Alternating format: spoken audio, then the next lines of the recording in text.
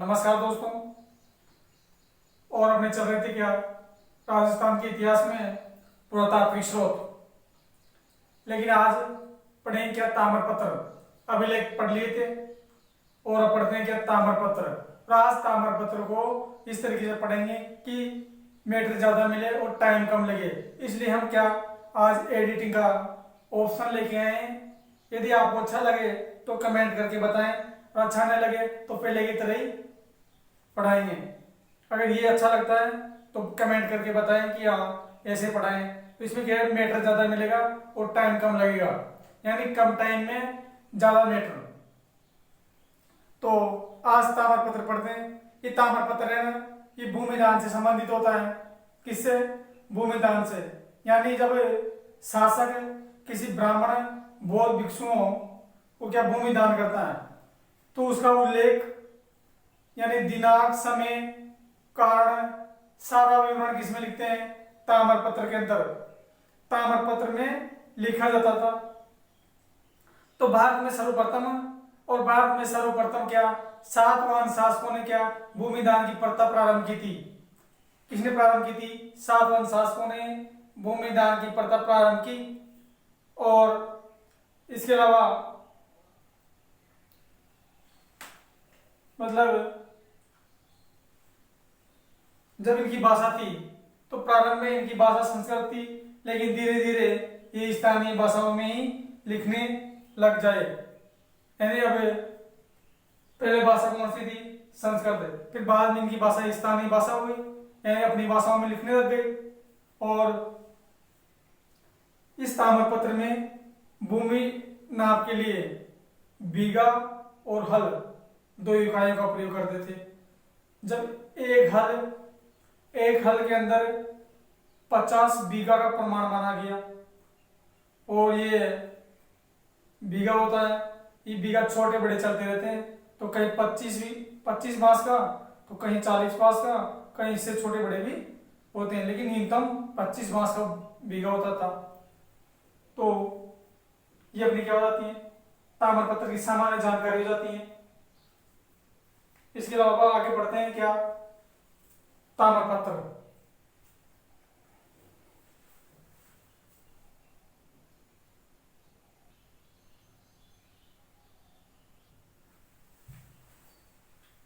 तो अपना दुर्लभ ताम्रपत्र, ये दुर्लभ ताम्रपत्र में 479 ईस्वी का है। कब है? 479 ईस्वी का। इसमें उल्लेख मिलता है एक महाराज था बप्पी दत्ती। इस बप्पी दत्ती महाराज ने भूमि दान दी। किसको? महाराज बट्टीनाग ब्राह्मण को। यानी बट्टीनाग ब्राह्मण को जो भूमि दान दी गई, इसकी जानकारी महाराज बेटी ने किसको दी? अपने अधिकारियों को दी। तो इस बात का उल्लेख इसमें दुर्लभ ताम्रपत्र में। यानी महाराज बप्पी दत्ती ने बट्टीनाग ब्राह्मण को क्या दी? भूमि दान दी। तो इस बात के बारे में जानकारी किसने दी? महाराज बेटी ने अपने अधिकारियों को दी। जब दुर्लभ ताम्रपत्र का समय कितना था? 23वां वर्ष, यानी हर्ष संवत था। इस हर्ष संवत को अश्वभुज संवत्सर कहा गया। क्या? अश्वभुज संवत्सर कहा गया। इसके बाद में ब्रॉन्ज गुजर का ताम्रपत्र। इस ब्रॉन्ज गुजर का ताम्रपत्र में क्या गुजर कबीला का सप्त सैन्य भारत से गंगा कावेरी तक के अभियान का क्या है? उल्लेख है कि सप्त सैन्य भारत से गंगा कावेरी तक के अभियान का क्या है? इसमें उल्लेख मिलता है। और ब्रॉन्ज गुजर ताम्रपत्र के अनुसार डॉक्टर कणिगम ने राजपूतों को कुषाणों की यूएची जाति मानी। क्या मानी? कुषाणों की यूएची जाति मानी। इसके बाद में अगला ताम्रपत्र है वीरपुर का ताम्रपत्र। ये 1185 ईस्वी का है। यदि विक्रम संवत में देखें तो 1242 का है, जो वीरपुर गांव से प्राप्त हुआ है। और इसमें वीरपुर के ताम्रपत्र में कहा गया है, यानी उल्लेख मिलता है कि गुजरात का सोलंकी वंश का राजा था भीमदेव सेकंड। इसने वांगड़ के गुइल वंशीय राजा अमृतपाल देव को क्या भूमि दान दी। इसके बारे में उल्लेख मिलता है कहाँ, वीरपुर के ताम्रपत्र में। इसके बाद ये वीरपुर का ताम्रपत्र है, इनमें 4 शब्दों का प्रयोग हुआ।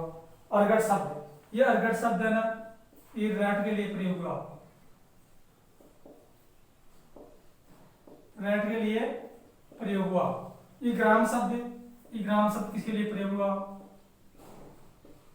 गांव के लिए। और जो ये शब्द है ना, ये प्रयोग हुआ किसके लिए, भूमि नाप के लिए। और नायक शब्द है ना, ये नायक शब्द हुआ एक विशिष्ट प्रकार का, क्या था, एक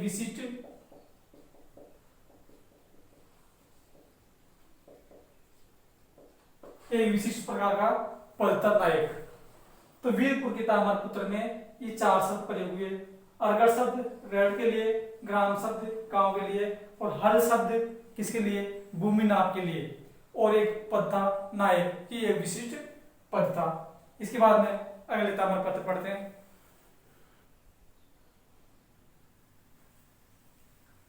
अगला ताम्रपत्र है कौन सा, आड़। ये आड़ ताम्रपत्र है, ये 1206 ईस्वी का है। यदि इसे विक्रम संवत में देखें तो 1263 ईस्वी का।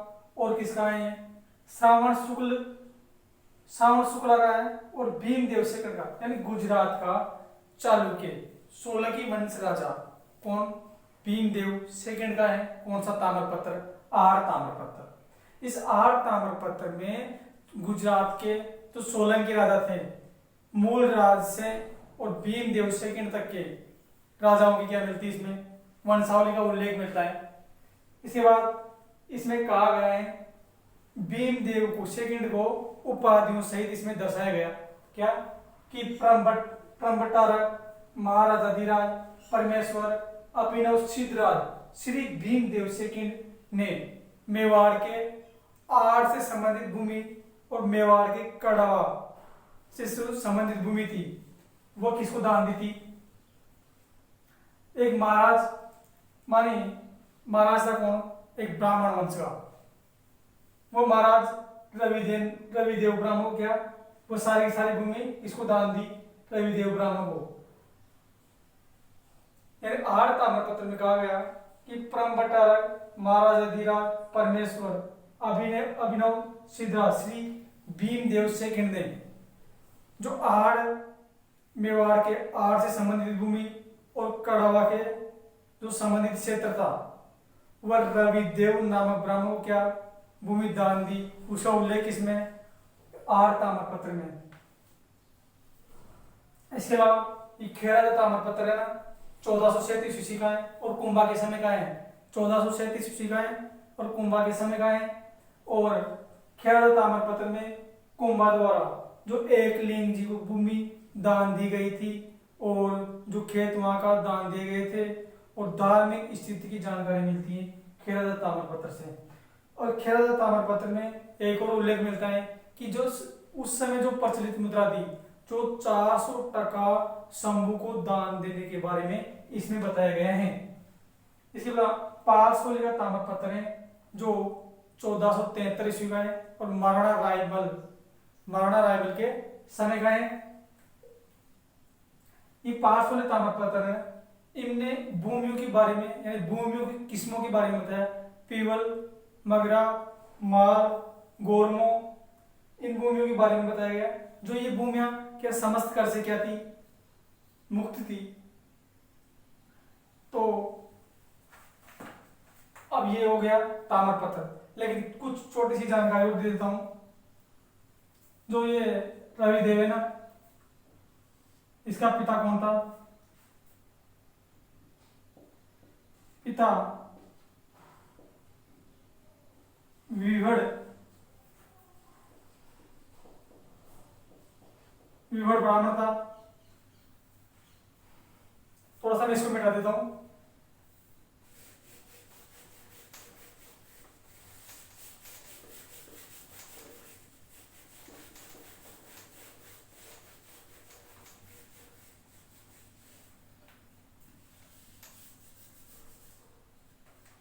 यानी इसका पिता हो गया।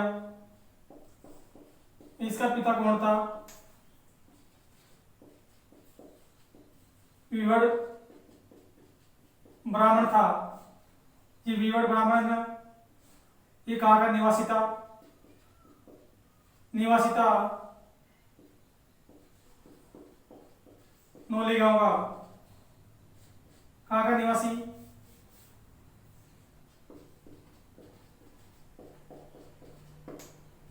नौली गांव का निवासी था। और इसके अलावा रायकवाल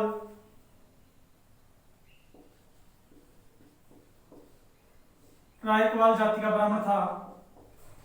जाति क्या थी? रायकवाल जाति का ब्राह्मण था। और इसका गोत्र, और गोत्र की बात करें तो कसना मित्र। क्या था? कसना मित्र इसका क्या था? गोत्र। कसना मित्र गोत्र का था। यानी जो गुजरात के सोलंकी राजा भीमदेव सेकंड ने जो भूमि दान दी गई थी किसे? रविदेव ब्राह्मण को। इसके पिता कौन था? विहड़ नामक ब्राह्मण था जो नौली गांव का निवासी था और कृष्णा मित्र गोत्र का रायकवाल जाति का क्या ब्राह्मण था। अब अगले ताम्रपत्र पढ़ते हैं।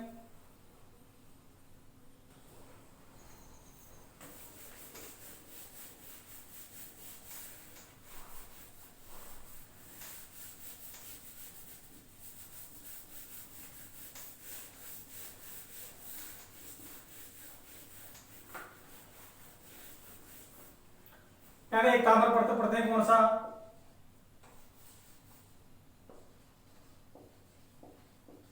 चीगली ताम्रपत्र। ये चीगली ताम्रपत्र है ना, ये 1483 ईस्वी का है। कब का है? 1483 ईस्वी का। कब का है? 1483 ईस्वी का है। और इस चीगली ताम्रपत्र में उल्लेख है, इसमें उल्लेख है कि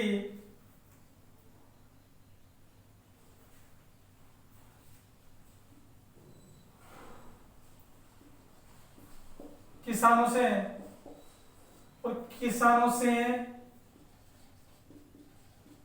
भूमि पर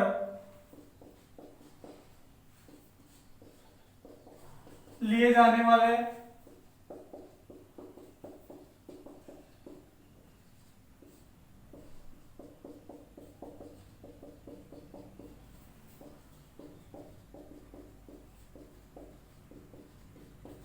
यानी चीगली ताम्रपत्र है ना, इसमें उल्लेख मिलता है क्या कि किसानों से भूमि पर ली जाने वाली विविध लाल बागों के बारे में बताए गए हैं। इसमें एक और उल्लेख मिलता है। एक उल्लेख क्या मिलता है कि ब्राह्मणों, सुतारों और पटेलों द्वारा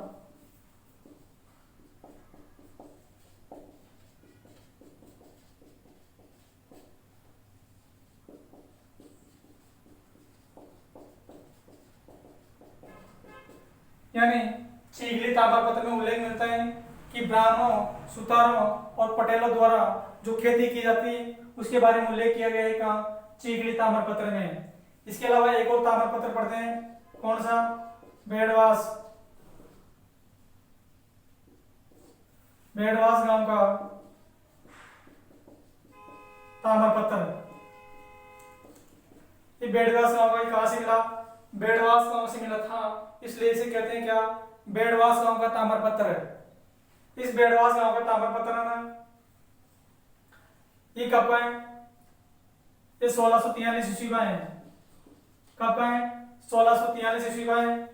और ये कब का है? ये बांसवाड़ा का। कहाँ का था? बांसवाड़ा का एक राजा। और बांसवाड़ा का राजा कौन था? बांसवाड़ा का राजा कौन था? समर सिंह।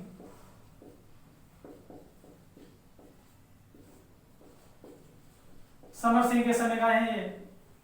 यानी बांसवाड़ा का राजा समर सिंह के समय का ताम्रपत्र कौन सा होगा? बेड़वास गांव का ताम्रपत्र। कब का है? 1643 ईस्वी का है। और इस ताम्रपत्र में उल्लेख मिलता है क्या? एक हल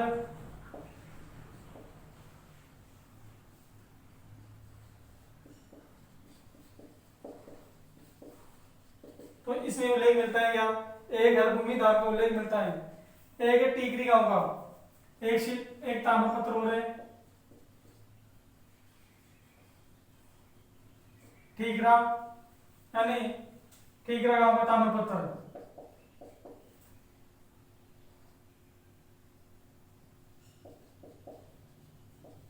ताम्रपत्र है, ये कब है? 1464 ईस्वी में। कब है? 1464 ईस्वी का है। इसमें एक ही बात याद रखनी है कि इसमें गांव के लिए और गांव के लिए कौन से शब्द का प्रयोग किया गया? मौजा शब्द का प्रयोग किया गया। तो गांव के लिए मौजा शब्द का प्रयोग कौन से ताम्रपत्र में किया गया? टीकरी गांव के ताम्रपत्र में। यानी टीकरा ताम्रपत्र 1464 ईस्वी का है और इसमें गांव के लिए कौन से शब्द का प्रयोग किया गया? मौजा शब्द का प्रयोग किया गया। ये अपने छोटे छोटे ताम्रपत्र हो गए। इसके अलावा आगे देखते हैं।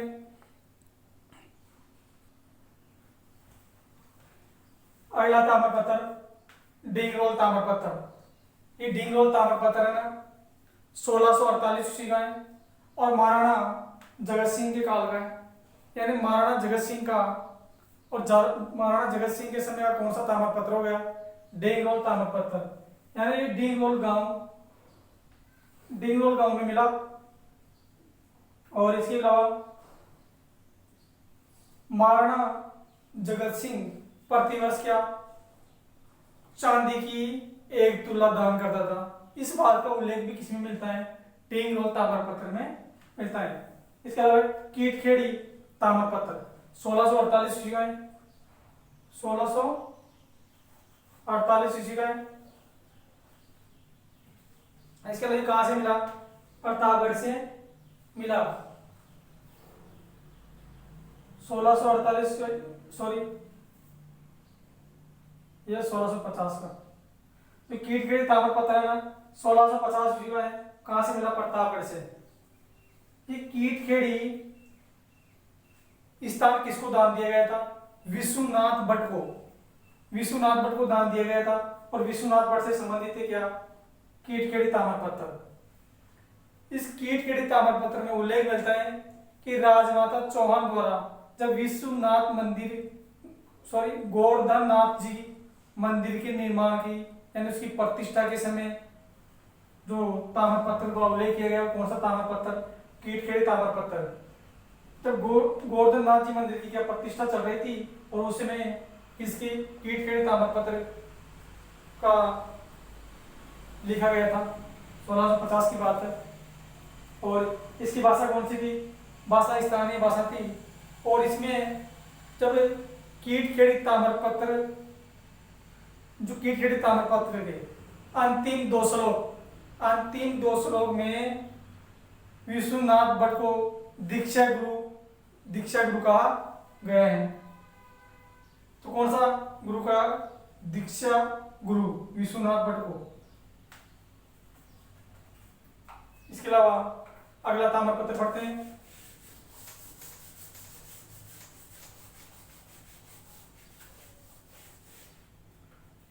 पुर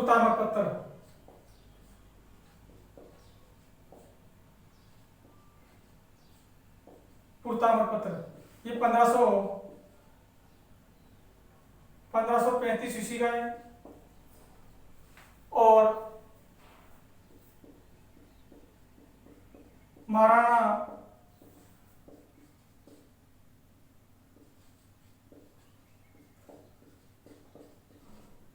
विक्रमादित्य के समय का है।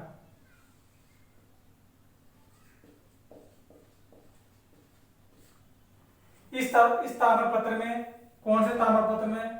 पुर ताम्रपत्र में। इसमें उल्लेख मिलता है क्या कि हाड़ी रानी कर्मावती द्वारा जोर में प्रवेश करते समय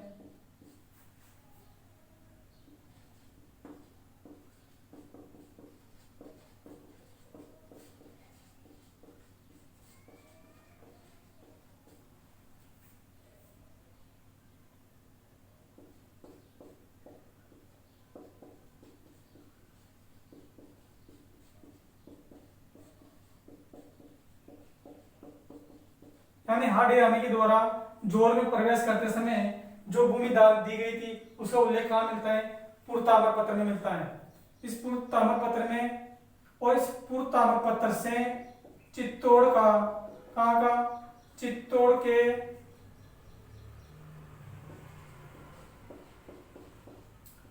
चित्तौड़ के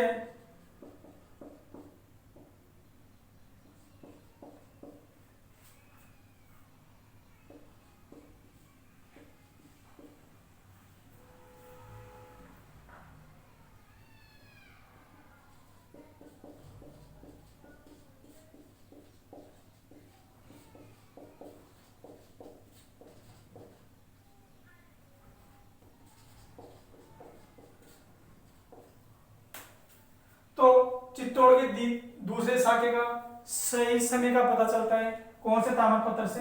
पूर्व ताम्र पत्र से। इसके अलावा इसमें एक और बात की गई है क्या? इस ताम्र पत्र में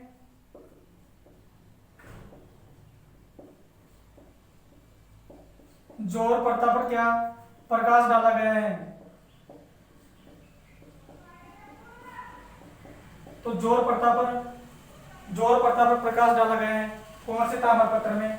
पूर्व ताम्र पत्र में 1535 ईस्वी में और महाराणा विक्रमादित्य के काल में है। इसके अलावा इसमें बात की गई क्या कि हाडी रानी जब जोर में प्रवेश कर रही थी तो उस समय क्या भूमि दान दी गई थी। इसका उल्लेख कौन से ताम्र पत्र में? पूर्व ताम्र पत्र में।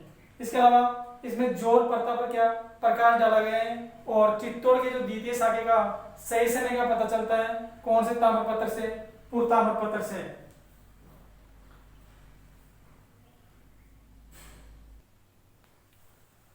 अगला ताम्र पत्र है कौन सा? बेंगू ताम्र पत्र। ये 1715 ईस्वी का है और महाराणा सामंत सिंह के समय का है। यानी 1715 ईस्वी का है कौन सा? बेंगू ताम्र पत्र। और महाराणा संग्राम सिंह के समय का है।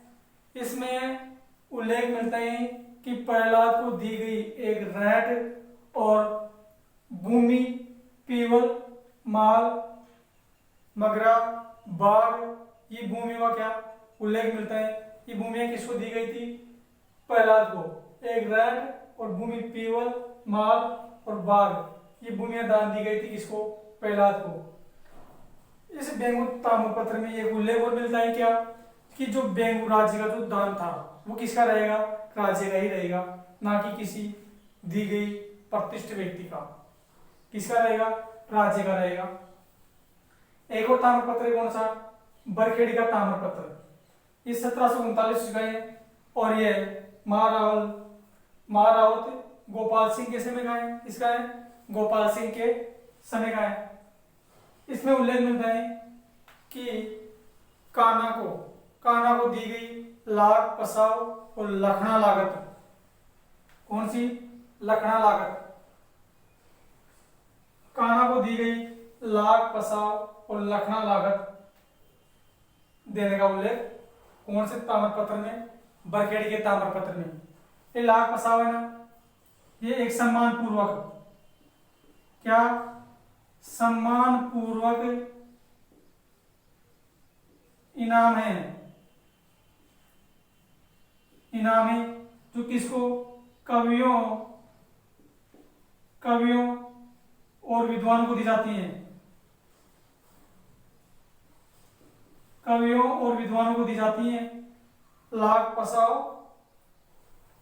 लागत सम्मान पूर्वक व्यक्ति को दिया जाता है।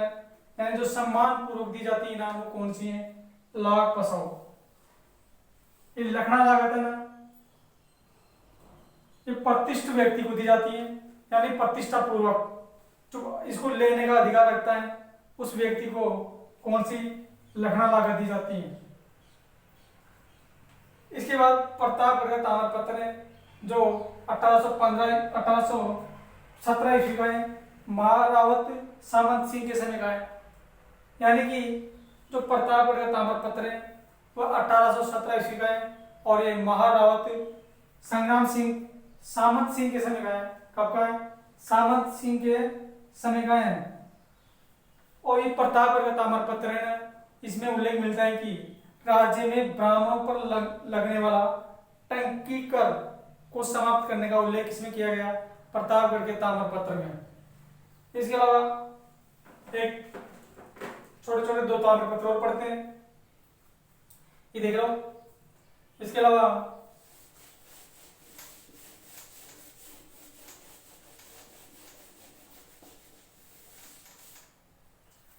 एक कौन सा ताम्रपत्र है, अंगोरा ताम्रपत्र है। यह अंगोरा ताम्रपत्र है ना, यह 1809 ईस्वी का है और कहां से मिला, नागौर से मिला। इसमें उल्लेख मिलता है क्या कि क्षत्रिय द्वारा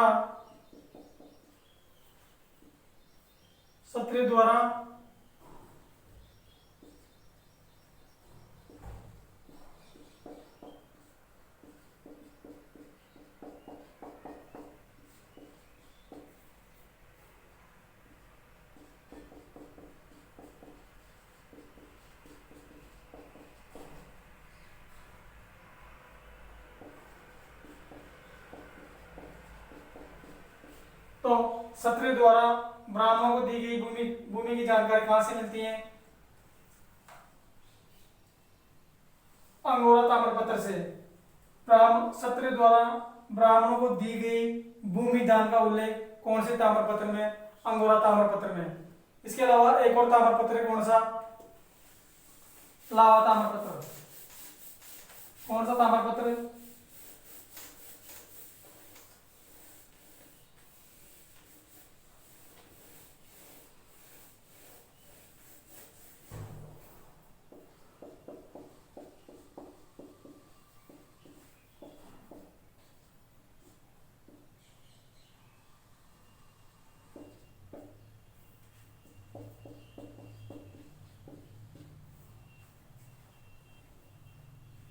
इस लावा ताम्रपत्र का पाए 1558 ईस्वी में। इसमें उल्लेख मिलता है कि उदय सिंह के द्वारा विवाह पर, क्या, विवाह पर, उदय सिंह के द्वारा विवाह यानी विवाह के बदले बोला ब्राह्मणों द्वारा लिया जाने वाला मापा कर की समाप्ति का उल्लेख है। इसमें क्या उल्लेख मिलता है कि उदय सिंह